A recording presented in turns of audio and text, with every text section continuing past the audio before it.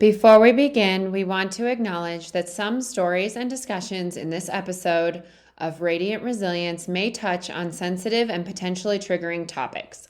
These may include themes of death of a parent, terminal illness, emotional abuse, religious trauma, alcoholism and addiction, death of a partner, grief and complicated grief, and identity crisis. Our goal is to share real life experiences in a respectful and empathetic manner, offering insights into the complexities of the human spirit and the journey towards resilience. However, we understand that some content might be difficult for listeners. We encourage you to prioritize your well being and discretion when deciding to listen. Please remember this podcast is not a substitute for professional advice or support. If you find yourself needing assistance, we urge you to seek help from qualified professionals or trusted support systems. Your mental and emotional health is important to us. Thank you for your courage and for joining us in a space of understanding and compassion.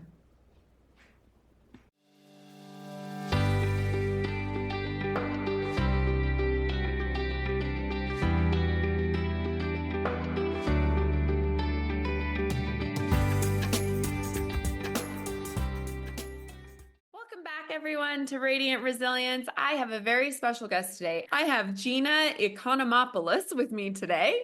She was born in, is it Syosset, New York? Syosset, New York. Oh, hey, I'm getting a reading lesson today. To a strong Italian and Greek loving family. She graduated from Eastern CT State University and bartended before embarking on a 12-year convent journey after her mother's passing.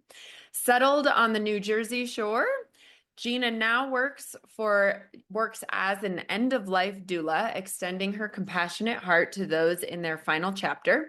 She found solace in sobriety as a proud Alcoholics Anonymous member, and her story of resilience through tragedy and faith inspires others to face life's challenges.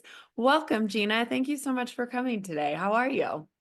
Good. Thank you, Tawny. It's a pleasure and a joy Yeah, to be I'm really here with excited you. to hear your story. I think it sounds super interesting how all of these things came together to bring you to where you are today. I'm going to let you start from wherever you think a good starting point is, and we'll just go for the ride. Yes, that does. That sounds good. And like I said, it's a joy here to share my story because it's a true story. It's not fake. It's not fake news. It's real. And I've learned through experiencing the ups and downs of life, it becomes the person who I am today. And but yet there is a time during that time I was like, no, I would never share my story. Nobody knows this. I'll hold on to this pain, this hurt, whatever it was for the rest of my life. But yet I'm here today to share it. So it's a joy to be here right now. And I will. I'll start back. I'm from Syosset, New York. It's on Long Island. I was raised in a big family of 8 children, the seventh child. Okay. They called me Gina Lola Brigida as a kid. So, as a kid, I was a cute kid. So everybody loved me. Compared to my sisters and my brothers, they were all tall, athletic. But yet, when I was born with a lot of physical problems, physical limitations, that I wasn't as athletic as my siblings were. I had many surgeries throughout my life. And even as a child, it came to a point where it was like, what's going to happen to me this year? Because always something bad happens, whether I break my leg, go in for surgery, or something like that. So that kind of identity, I formed myself as a Ah, child. But at the same time, my parents were loving, unconditional love. They sent us all through college, hardworking. Matter of fact, at a young age, maybe in my teens, of course, we all wanted to get married, but being raised in a large family, I says, yeah, I want to be married at the age of 18 and have 5 kids till I turn 25. That was oh, my yeah. dream. Yeah. I think And, it's so and funny. I totally had not as young of that, but I think I was the same way. I was like, oh, by 25, I'm gonna have all my kids, I'm gonna be done, I'm gonna be ready to go. And then I think I got married at 26.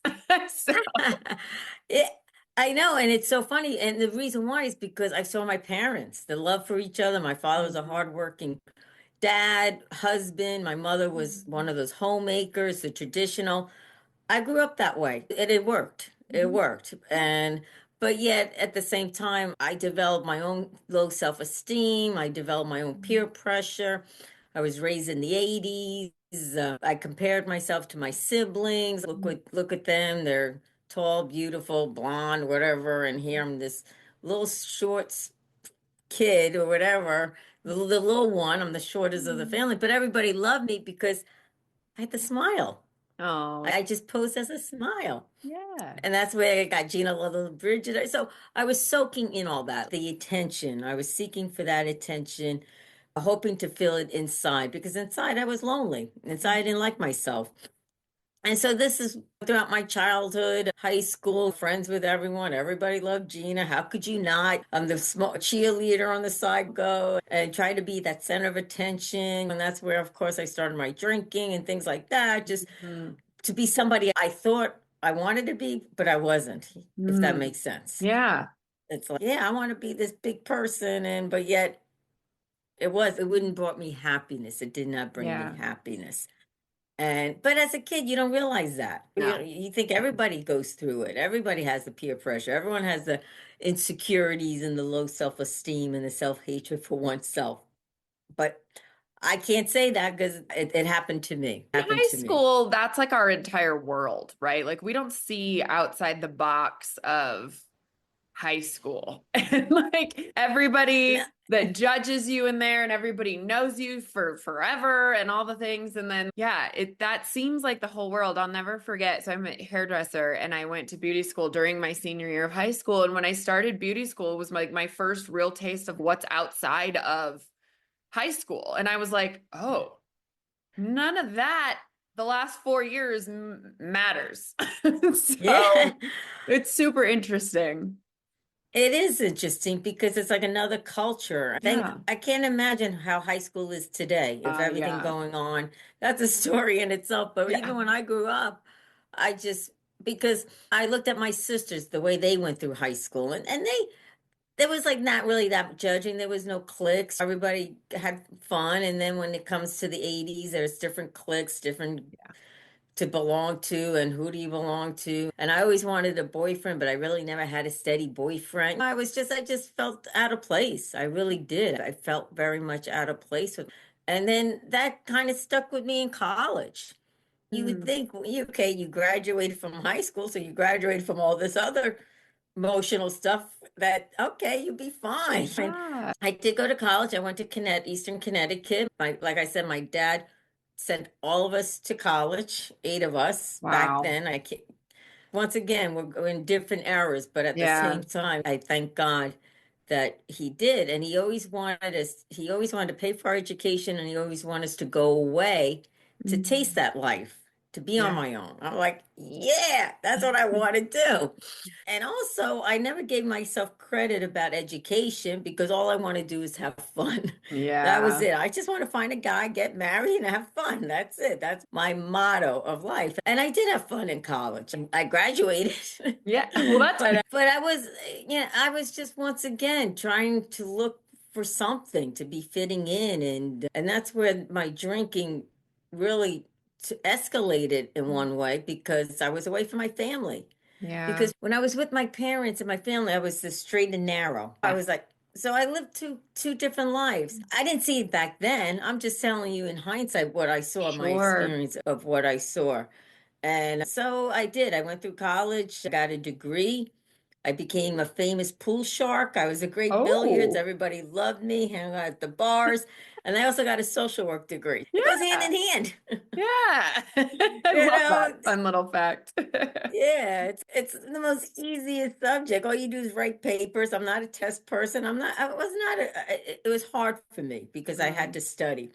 And Yeah. I have to laugh because I'm just thinking of this is that I would take when I had a major test, I would go to the bars, shoot my pool, bring my books with me, study in between, drink like a three-way thing, drink, shoot, study, drink, shoot, study, go home, and then I would take my notes and put them under my pillow, hoping that they would come to my head. That's what I did. I was like, yeah, Hilarious. and everyone got a kick out of that. So I guess I was seeking that attention, and in so Mm. many ways, whether it's drinking or just doing goofy things like that. And I did, like I said, I graduated from college back in 1989, and at this point, my parents retired. My father, because my mother was 49 years old when she had my younger brother, Oh, Stephen. wow. She had me 42. 7 years later came Stephen. And so my father, they were in their late 40s. Yeah. And so when they were in their mid 60s, when the retirement age, Stephen was still in junior high. So they went to Pennsylvania. I had my oldest sister lived out there. She grew up, not that she grew up, she met her husbands from there, had kids, married. So they had gone there they retired during my college days. And then when I graduated, my mother says, "Oh, Gina, we built a nice room for you. You're welcome to come home." Because some parents don't want you to come home, Yeah. parents do, whatever. And Yeah. some kids don't want to go home. But at that time, it was the best option for me to go home. So I did. I just, I uplifted from the college atmosphere. I also uplifted from living on Long Island with my Mhm. friends by the beach and everything. And I went into the Harrisburg, a little country of Pennsylvania, and Yeah, with big my change. mom, yeah, with my mom, dad, and my brother, and with my sister being down the road. And so, of course, I had to get a job, right? Mm. And I got a social work degree, so I'm like, yeah, I'll get a 9 to 5 job. I'm a caring person. I do have a heart, so it comes easy. Yeah. So I here going for interviews. At the same time, you get a job to before you get your real job. Yeah.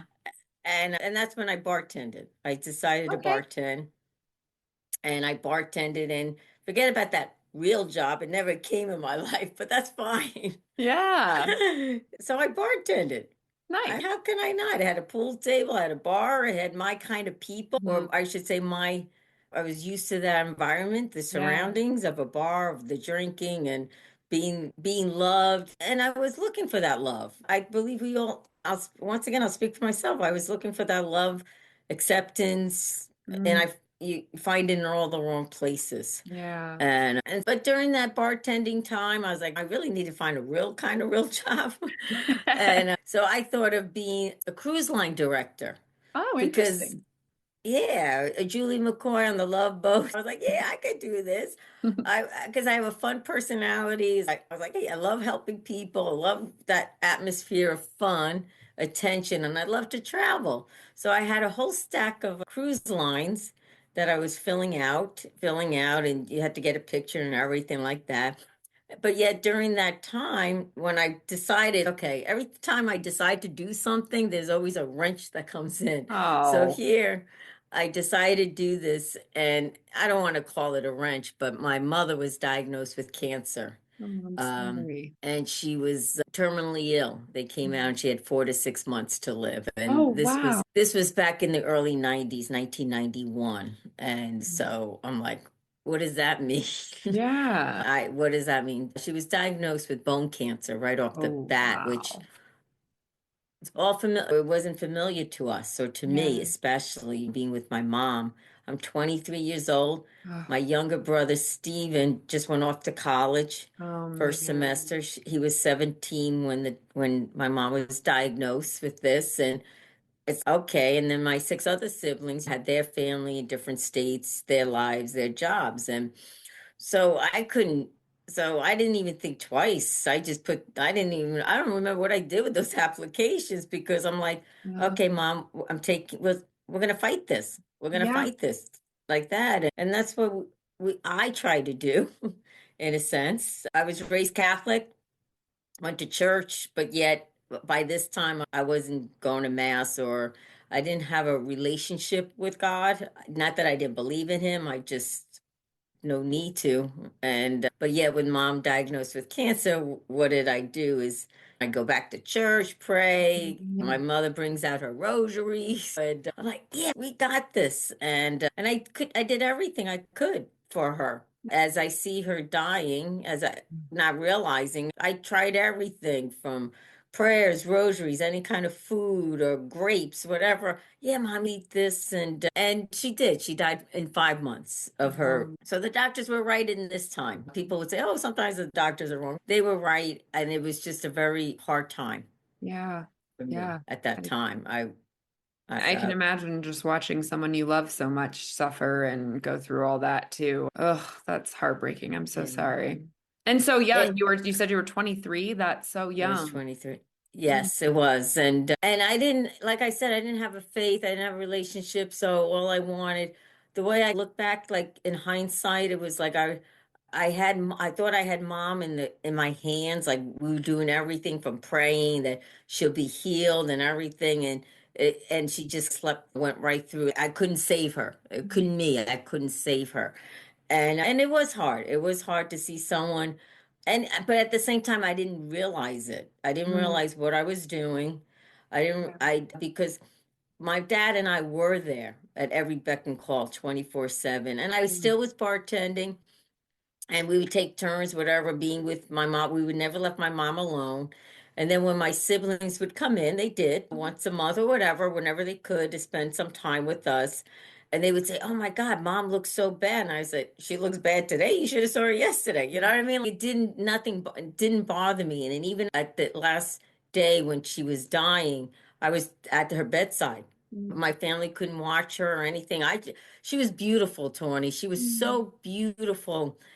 Her eyes just spoke so loud and clear. And that's what kept me going, in a mm, sense. And even then, I was just like, no. And she had a bald head with little hair there. I smile about it now, but back then it was very hard because I learned that I not only I lost my mother, I lost my best friend because we became friends after college.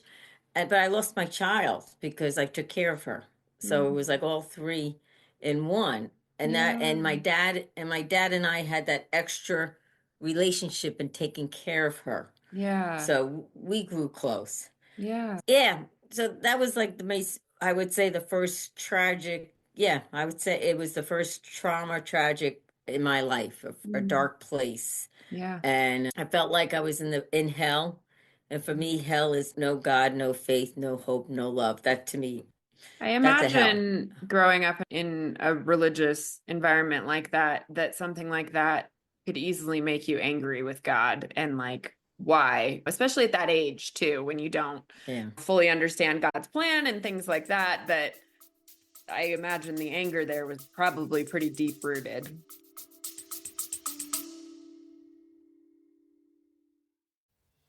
Hi, friend, and welcome to this episode of Radiant Resilience. We are always looking for new guests on the podcast. I want to highlight you if you have a story of resilience that inspires others. Everyone has a story, and I believe that sharing yours can help others feel less alone. Are you ready to share your journey and inspire others? I want to hear from you. Every story has the power to impact lives and foster a supportive community. If you have a tale of overcoming adversity, personal growth, or a unique perspective on life's challenges, I would love to have you as a guest on the podcast. To become a guest, please email us directly at radientresiliencepodcast@gmail.com or click the link in the show notes to become a guest.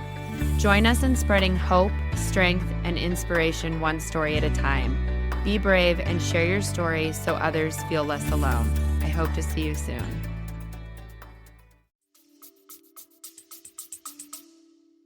Yes, it was. You're so correct because when she was at wake, when we were at the wake, and people they mean, but they would say, "Oh, your mom's with God. She's at peace. She's in heaven." I'm like, "She's not with me." Yeah, So I yeah. said, "Don't say that. She's not with me." And then yeah, something inside me said, who the heck is this God person? That was my quest. Who the heck is this God person that we hear about that I learned in catechism?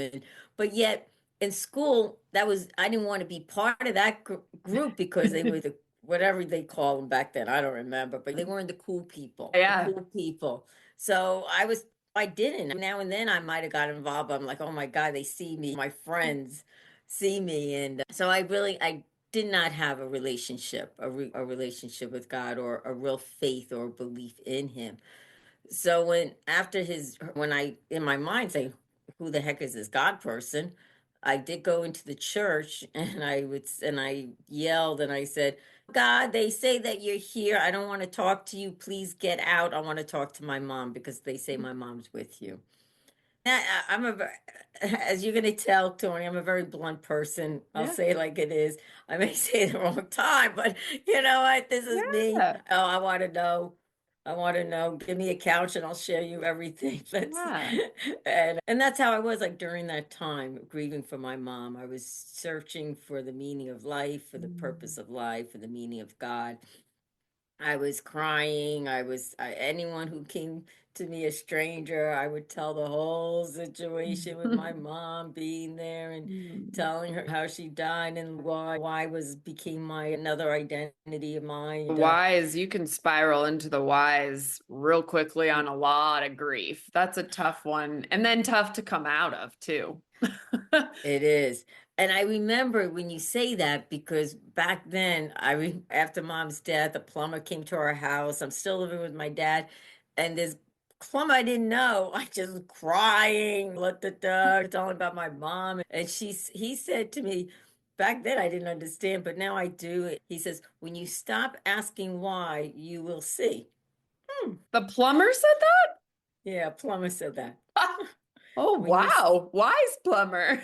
I was a wise plumber. I was like, oh, Oh, really? the But then stop I didn't want to asking hear why. it. Yeah, of Yeah. course not.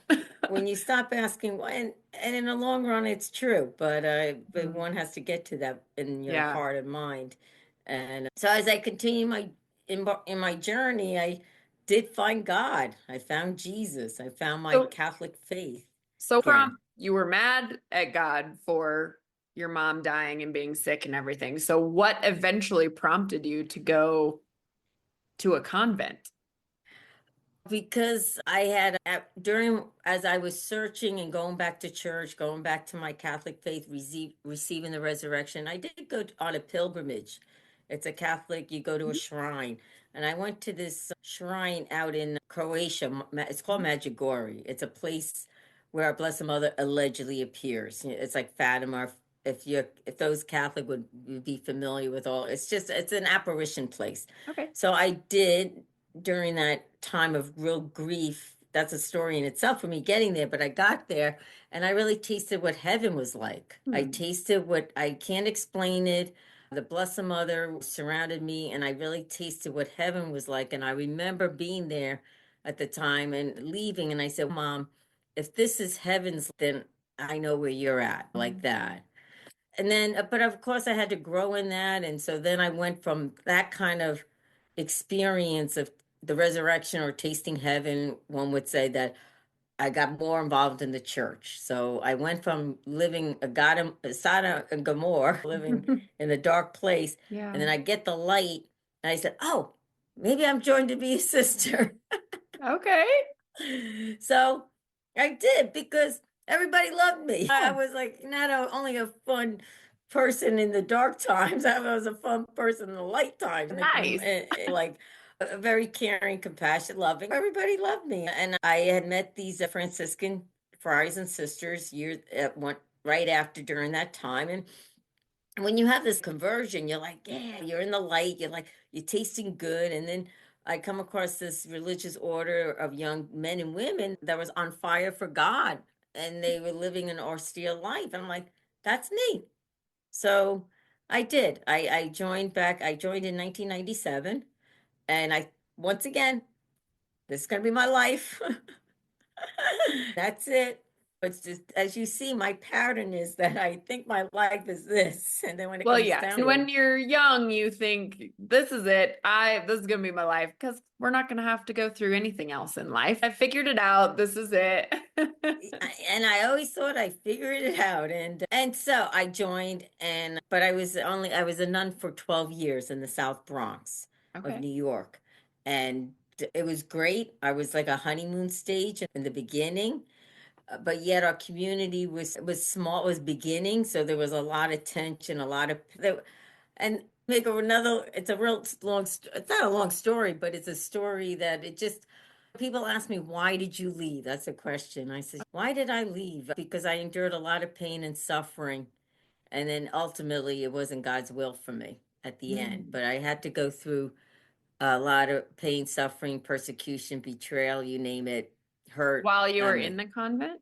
while I was in the convent as a sister in the hands of the Oh, community. So I came to a point years later because I had to go through a lot of healing within myself that and at first I'm like, no, I can't say it, but I was emotionally abused in the oh, community. wow. And I say that freely. That's because Yeah. before I was like, no, I can't say that. But in a nutshell, and looking at my past and how I was being treated, it wasn't love, it wasn't kindness, and I was broken. But at the same time, looking back, I was a broken person back then.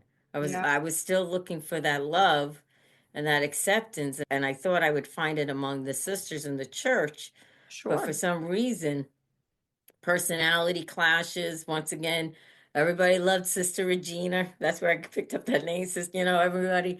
And everybody knew me. I was a very well known. Everybody knows this community, very well loved, well known. And to this day, they are well loved and well known. Mhm. And God bless them. But during that time, I endured the cross. I endured a lot of hardship that I just kept pushing forward.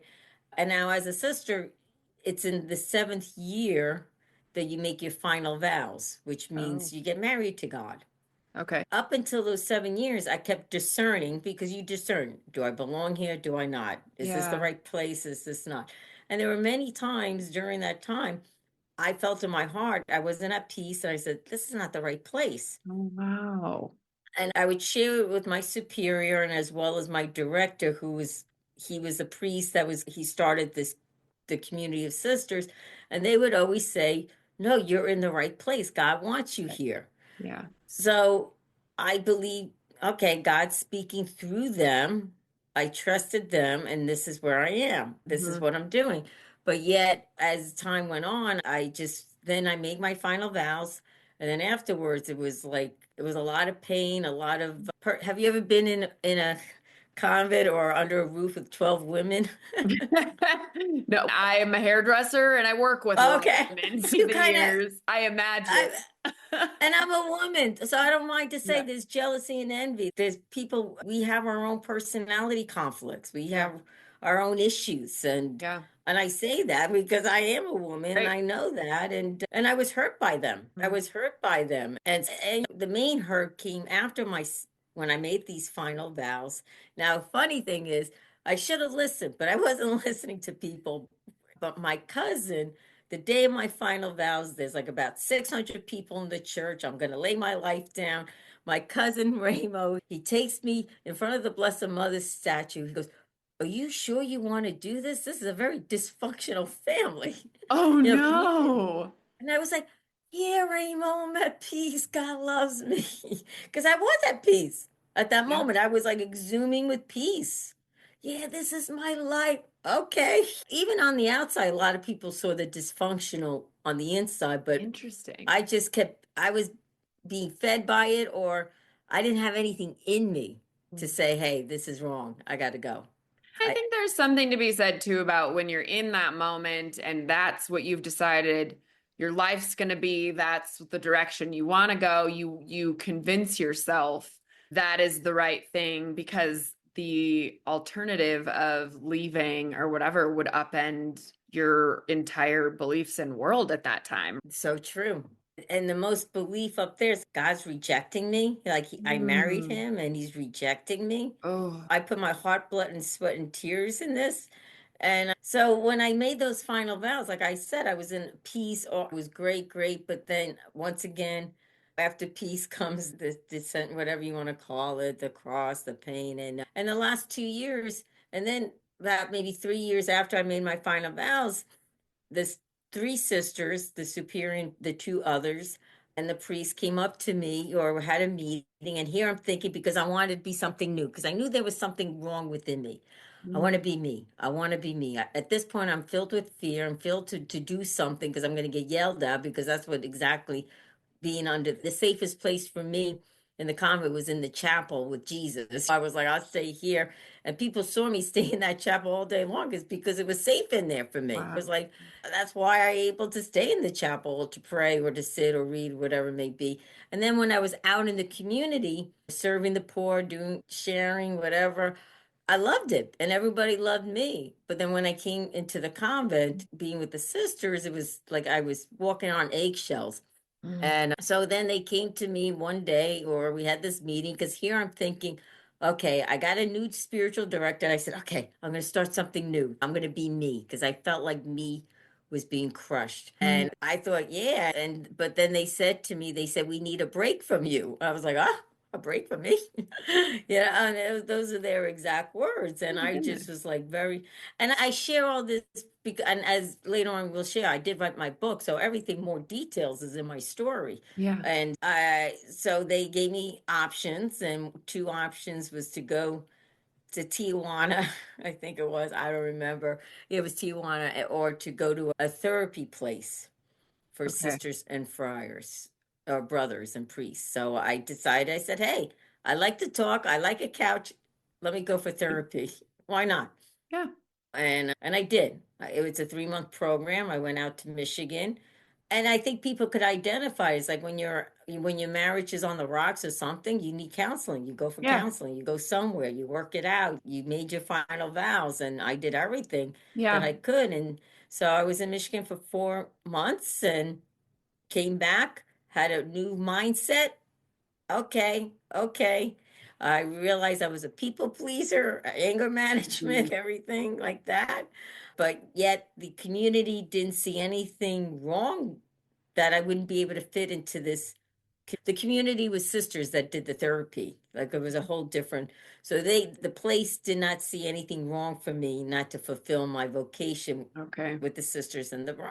So I'm like, okay, that's great because it is true, Tawny. I would never thought of not leaving. Where would I go and things like that. So I'm like, okay, I did it. And but yet a lot of things came up, and I learned that I needed a real spiritual healing Mm. from when I was there for 4 months for the therapy. I learned that I really like a spiritual healing from the get-go of my birth and being physically limited. That whole and at that point, I didn't really understand what they were saying. And I was like, okay, I'll go for it. I'll pray. And the only way to do it is to pray. It's not like taking a medicine or things like that. And so I prayed. And then during that time, somebody shared with me that there were another religious community in Nebraska that does silent retreats. And I was like, wow, let me go in silence. Let me see. Let me hear. Let me. And so I did. This time, my community would do anything for me because for everything that was happening to me up to that point, word was getting out, people were upset, Mm. and it was a hot mess. It really was. It was a hot mess for both sides. And so I did. I went away for the 1 month of silence. I ended up staying 7 months. Oh, wow. Yeah. I've often Yeah. wondered about those silent, because there's a lot of them in Nepal and India and stuff too. And I think that, I don't know, I think it would be so hard, but I think you could learn a lot about yourself in that time period.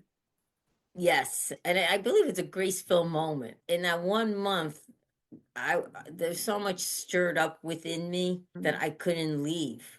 I couldn't Oh. leave. So I asked permission to stay as long as I can, and I'm a slow learner. I'm a slow learner. So by the time in 7 months, I was like, aha, that's the key. It's in the heart. It's the Mm. relationship of the heart with God, with the spirit, with someone that's not you, someone that's greater than you. And for me, it was God. I was like, aha.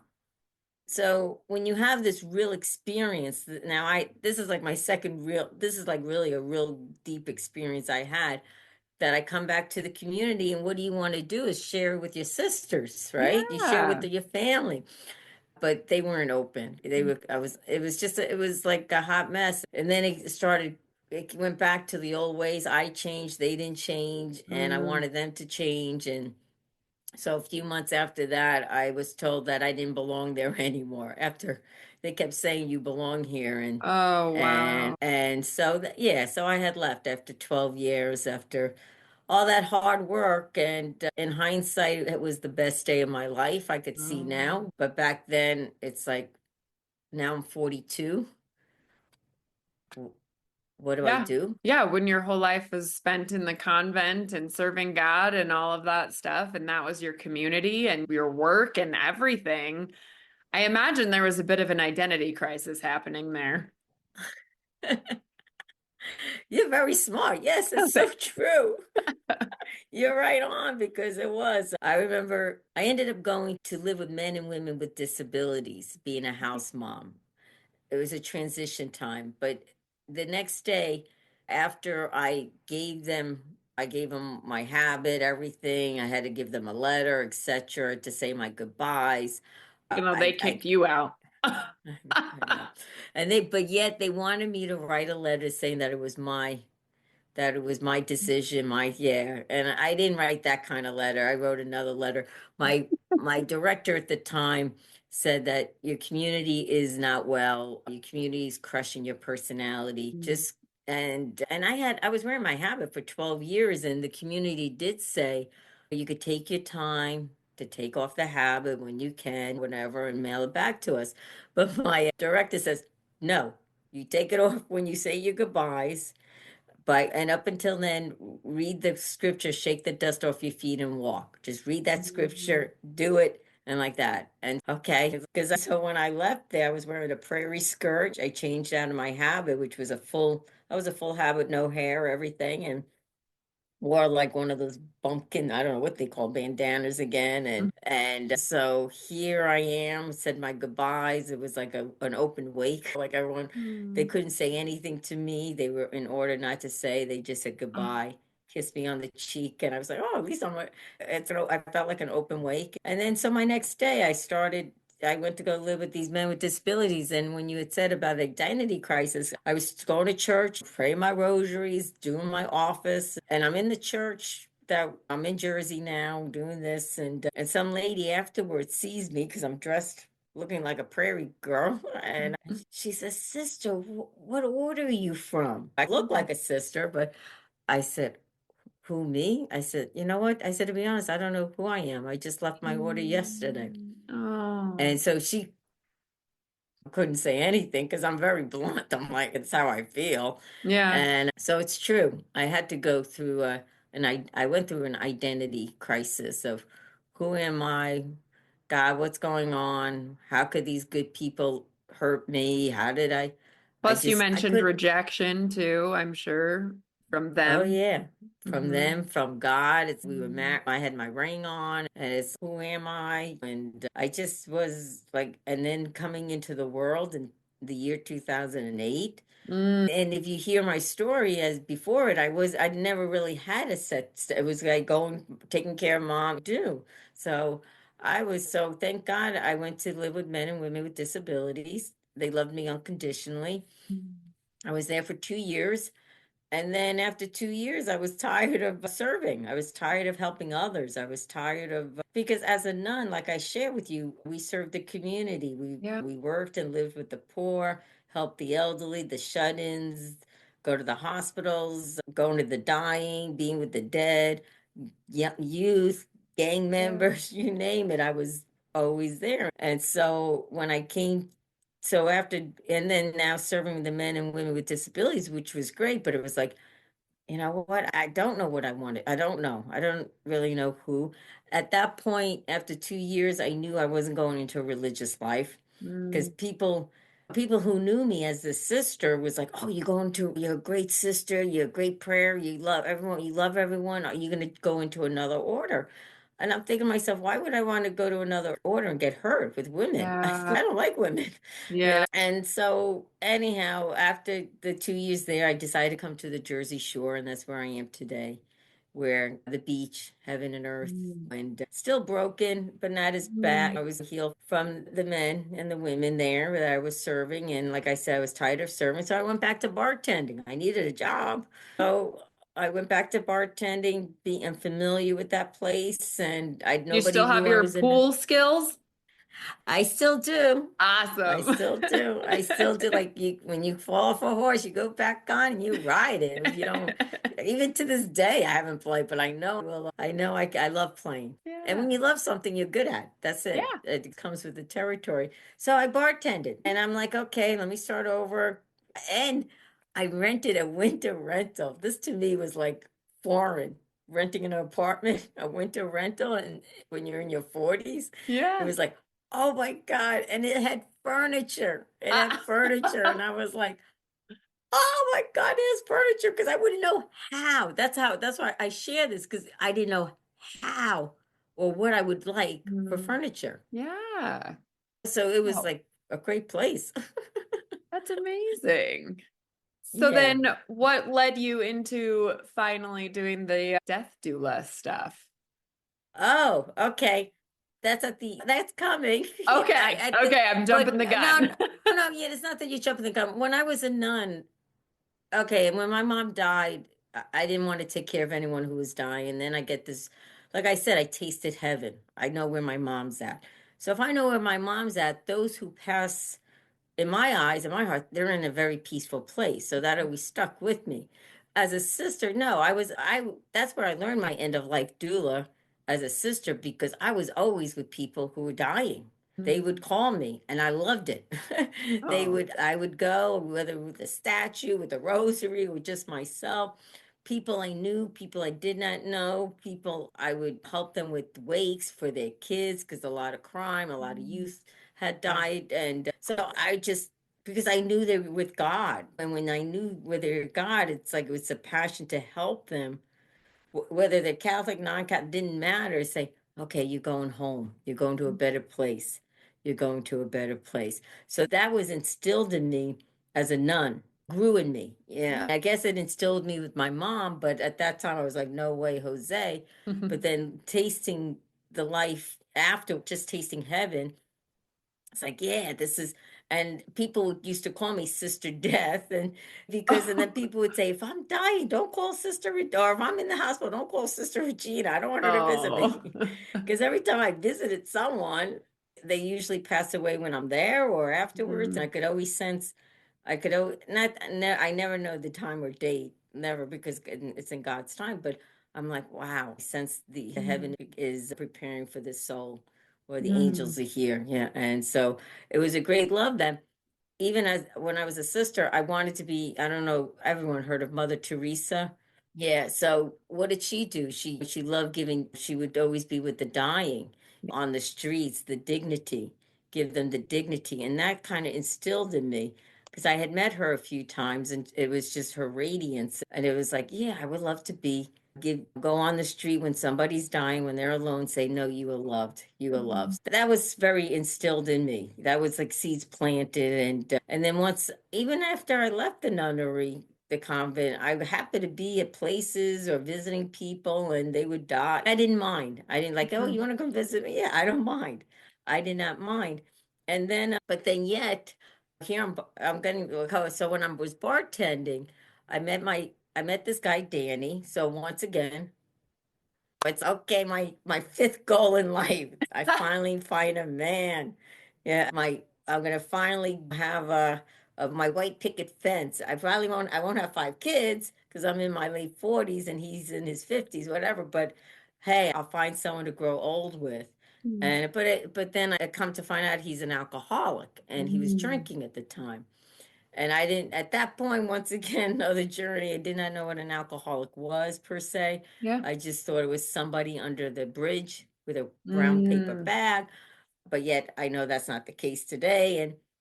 And so here, Danny was trying to stop, and I was going to Al-Anon, which is a separate program. He was going to AA. He did find sobriety in his demons battling, and he found sobriety. And now we're excited because he found sobriety out west in Arizona. So we're like, yeah, this is great. So in the summer of 2012, he had 2 months sober, which was great. One day, great man, this is it. That he came back to the Jersey Shore. Okay, Gina, we're going. We're gonna go. And I said, I'll go wherever that supports you in your sobriety, even Yeah. if it's in Timbuktu. That's because there was such a love beyond. And I felt Mm. he loved me for me. And I always said, Danny loved me for me the way, and the sisters love me the way they like pizza. That's how I differentiate the Yeah. love there. But anyhow, Danny's story is Danny's story. Mm. He came to get his truck to drive cross country with all of his tools and his mom went for a ride and they got into a tragic car accident in Indiana. You get that phone call that's a 360-degree turn that they were in an accident. Mom burned up, Danny burned up, but he's uplifted and he's in Indianapolis in the hospital. So it's okay. Because all along, Tawny, I felt like everything in my life, I would never get everything in my life. You know what I'm saying? After this, I said, I don't understand, God. Why is this? Yeah. Why? Yeah, back to why. It's like, how Yeah. can this happen? I don't deserve peace or happiness or somebody loves me. And so he survived. He survived this accident, but Oh. yet he did see his mom burn up and he was burnt from half of his body. And of course, I uprooted Jersey, lived in Indiana with him. We connected with the AA group around there. And then, but then yet what does an alcoholic do when they're in pain, especially seeing your loved one burn up, that he drank? So he drank. I flipped out. I'm like, how could you do this? And then he ultimately died. I found him dead a few months after that, Oh a my month God. before our wedding day. So Oh, it, Gina. yeah, yeah. That was in March of 2013. So coming up this next month, March will 12 years. And when I found him dead, and he ultimately died of the disease, he happened to fall and hit his head Oh, and wow. died. Yes, so that's where another beginning of my journey. Once again, it was the worst day of my life, but then it had hindsight, it became the best day because it's who I am today. When he died, I was flatlined. Like I was just simply existing. I came Mm, back to the Jersey Shore. I hated life. I hated God. I hated everyone. mm, And but yet I just kept moving. My dad was alive still at the time, and he helped me, supported me. I did get an apartment. After 2 years, I started smiling again. Whatever. It was just a really complicated grief. It was to the point, Tony, it was like that was my life. It was meant to suffer. The purpose was to mm. suffer. Gina was to suffer in life. And then through that journey, through just existing, I was invited to go to this AA meeting just to come check it out. And I was like, why? I says, and then at the same time, I'm thinking, okay, let me find out why these people are sober and Danny's dead. I just couldn't understand. Danny was a great man. He loved me. Why did I get hurt by the sisters? And I couldn't understand any of this. So I did. I go into the rooms. I don't identify myself as an alcoholic. I'm just there listening. And then within the year, I realized that I'm an alcoholic. I Oh. realized uh, it was on April 2nd, 2015, that I raised my hand to say, usually I would say the desire not to pick up, but I said, my name is Gina. I am an alcoholic. And I was like, oh my God, not again. What is this? It's a new check. I know today it was through God's grace and it is His words because somebody had said to me like a month before this, had planted a seed that says, Gina, you come to these rooms of AA every day. You say you're not an alcoholic, but what is your relationship with alcohol? Oh boy. Oh yeah. Oh yeah. I couldn't stop. Oh, like pain. Oh yeah. What did I do? Pain. I would drink it away. Mm, So it's like we all have different stories in the rooms, but yet we have that disease, cunning, baffling, insidious, but we have that pain, that soul sickness, and I was like, oh my God. And here seeing Danny, it was just so from that day forward, God willing, in April, I'll have 10 years of sobriety. And from that day forward, one day at a time, I kept opening up, one would say, looking at my past, embracing Gina, embracing who I am. Had to go through a lot of woods or in my heart, a lot of dark mm, places to see and say, oh, I'm okay. I'm okay. And also, when I went in, like I did say, I really hated God. I hated God with a passion. And people would come up to me and they would say, God loves you. They want to be nice once again. This was in the rooms afterwards if I was crying, because I always cry. And it was always about Danny. And Well, Mm. God loves you, God loves him. And I'm thinking to myself, no crap, God loves me. I'm divorced to him. We're divorced. He's my ex-husband. Yeah. Come on.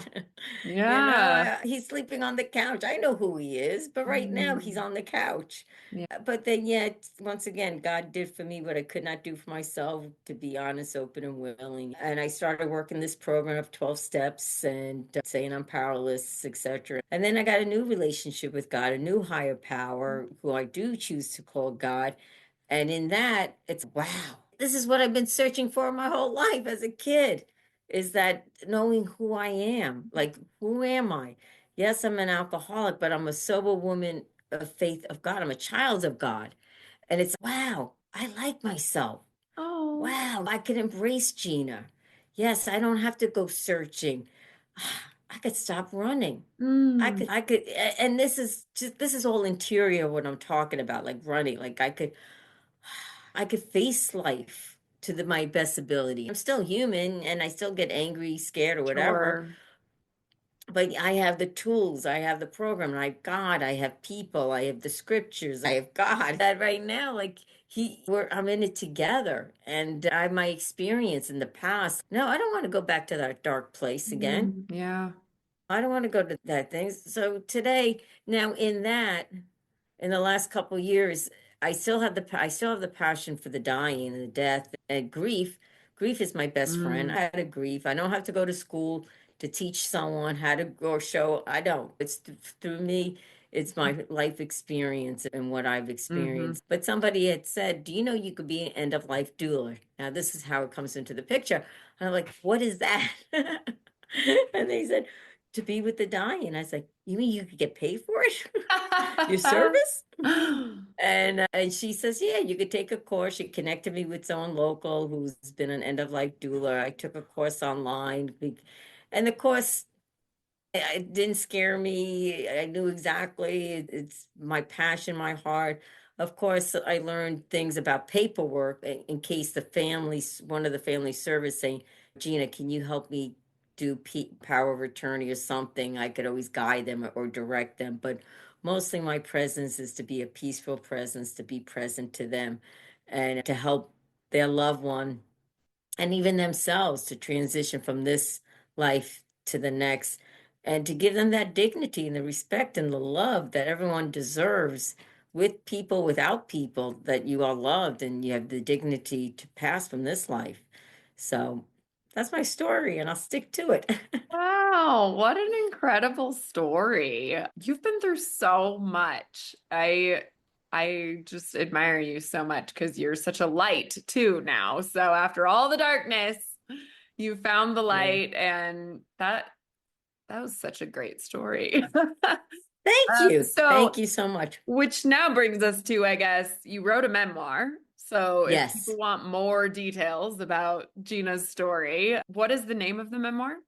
It's called Shake the Dust Off Your Feet and Walk. You can Hmm. find it on Amazon. Okay. We'll link it in the I, show notes for sure. So if anybody okay. wants to find it. And I also have a website, ginaecon.com. So I share with all your listeners and those whoever listening maybe knows someone that just needs to wants me to say hello to or pray Mhm. with or whatever. I'm always here. So you can always contact me through my website, ginaecon.com, and it has a lot more other information on that. That's amazing. So how long have you been doing the end of life doula stuff now? I want to say about 3, 4 years. I feel like I've been doing it my whole life as a Yeah, well, sister. sure. Yeah, but as a certified end of life doula, whenever it comes up, yeah, about 3 or 4 years. Okay. I've been certified, Yeah, yeah. but But yeah. really your whole life, really since your mom passed, huh? Yeah. And ironically, my during that time when my mom died, we had hospice.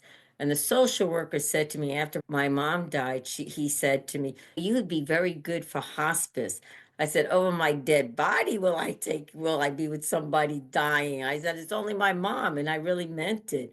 But yet, once again, Wow. these are seeds are planted. So seeds always are planted in our hearts. And in hindsight, yeah, I don't mind. I don't mind. I don't mind going to funerals, wakes, or someone whatever they need, dying, doesn't matter what they look like in my people and wherever they are, Yeah. to be present. I hold hate that. hands, whatever. I hate that hindsight is always 2020. Yeah, Like in that moment, how I interesting would know. it have been for you to be like, all right, I'll give that a try. Exactly. How Yeah, I different would your mean, life have been? Those are always interesting conversations too, right? Of like that one decision of that could have taken your life a completely different direction than you anticipate or than it yeah. went. Yeah, it is. Yes, I could talk about, yes, it's so true. It's Oh. so true. And, but yeah, I look at my life and I always say this, that every path, every nuts, every cranny, every seed, every pain, rejection, everything Mm. is what I needed for being the person I am to be able to share it with you and your listeners. And maybe because someone could identify and say, I'm not going to give up. There is a reason. There is something. There is something. There is always something. You It's so know? hard to see when you're in the darkness, though, when you're in the Yeah. depths of the Oh, darkness. And I've been there myself of just feeling like, okay, light at the end of the tunnel. What are these people talking about? But it takes time and it takes work, and eventually you do get there. I've it's asked, so true. I've asked a lot of people on this podcast about would you change anything of your story? And most people have said no because it's made them who they are today. Obviously, there's aspects you would change, like you would love to have had your mom around longer and things like that. But I think it's very interesting that even though we've all gone through these really tough things, you look back on it and you're like, oh, I learned a lot from it, really, at the end of the day, when you get to the other side of the darkness. Yeah. And then I also get to see each other's person's story that was in my story. Like Danny, Mm. that was Danny's story. Mm. Granted, he died at a young age. He wouldn't want to come back here again and that was his story. And that's one thing I've learned is that we all have a story to be told Yeah. and it's unfolding each day. It's our story. It's God's story. It's your higher power story. It's a Mhm. story for you personally, for you alone. And yeah, and each day you try to do the best to your ability to go in that direction, whether it's a step, a jump, or a step, or a sit and do nothing, whatever it may Yeah. be, because it will happen. Yeah. Yeah. Oh, thank you so much, Gina, for sharing Thank, all of that. I do not take it lightly. I'm very grateful that you were willing to come on here and share all of that and rehash through all that stuff. It's never an easy yeah. thing. So thank you so much. Do you have any parting words for my listeners? I, oh yes, I always say, do not give up, do not lose hope. You are loved, and if nobody told you that they love you today, just know I do.